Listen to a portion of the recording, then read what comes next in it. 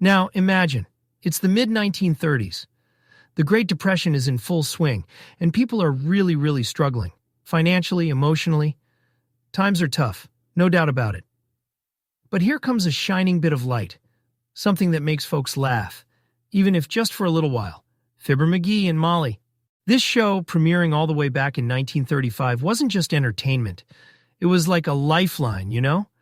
Right in the midst of all this struggle, it brought joy into homes across America.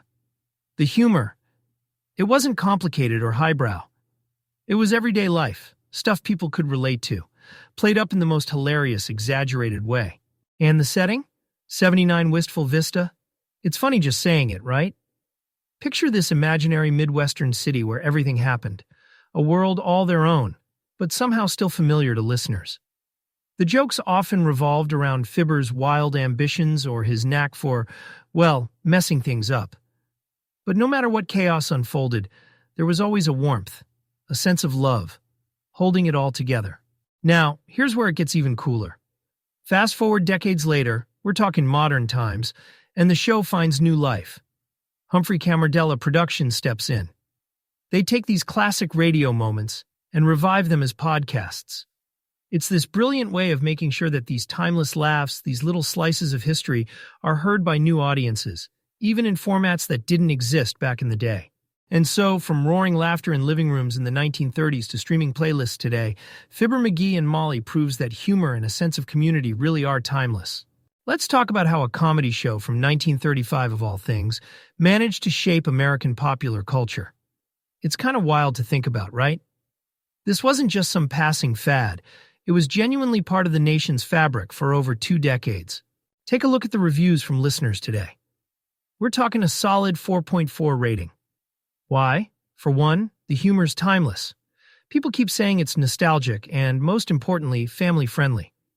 A lot of folks mentioned how it's a glimpse into an era where communities came together, pulling through tough times and laughing along the way. And honestly, I get it. When I first stumbled across Fibber McGee and Molly, it was through the Radio Memories Network.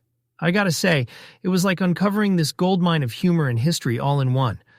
It felt, I don't know, accessible. Like, even though it's old, it's still so relatable. It's proof that good humor, real clean laughs, they kind of stand the test of time, don't they? But what's interesting is that the appeal isn't just about laughter. It's about unity. When you listen to the show, you can feel how it brought people together. It's like this shared experience, a cultural touchstone for its time. And even now, when you tune in, you get a little slice of that connection. It's got this way of making you feel not just entertained, but like a part of something bigger, which, not every comedy can pull off. All right, let's dive into some classic moments from Fibber McGee and Molly. And I mean, these episodes, they're unforgettable. Take Fibber Builds a Hi-Fi Set, for example. Now imagine Fibber, right? He gets it in his head to build this fancy high-fidelity sound system. Sounds ambitious, doesn't it? But of course, chaos ensues. It's this perfect mix of good intentions, bad execution, and just enough mayhem to keep you laughing the whole time. And then there's National Dog Week. I don't know if you've heard this one, but it's like peak wholesome comedy. Fibber somehow manages to turn a simple idea, honoring man's best friend, into this comedy of errors. What's amazing, though, is how beneath the laughs there's this warmth, this love for the little joys in life, you know? But here's the thing that really strikes me. These episodes are from, 80 years ago?